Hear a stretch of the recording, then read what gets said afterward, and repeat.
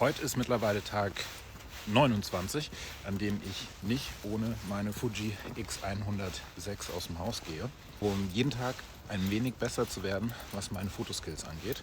Und heute ist eine Sache ein bisschen anders, und zwar habe ich mein Setup geändert. Ihr erinnert euch vielleicht noch an diesen Shimmer Diffusion Filter. Den habe ich seit Beginn des Projekts auf meiner Kamera gehabt, einmal um sie wetterfest zu machen und weil mir der digitale Look von der Fuji ein kleines bisschen zu scharf war.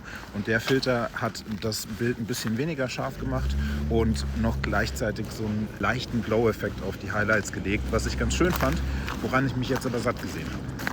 Deswegen habe ich seit letztem Wochenende einen UV-Filter drauf, der zwar keinen optischen Einfluss auf die Bilder hat, aber die Linse vor Kratzern schützt und die Kamera wetterfest macht. To be honest, I don't know how I'm feeling inside. I don't know if I get it or why. I don't know if I'm really that guy. I just owe my feelings a break. I just know my feelings could cry. I just know that I really could die if I put all my faith in a digital mind. I could post it, I'm dead and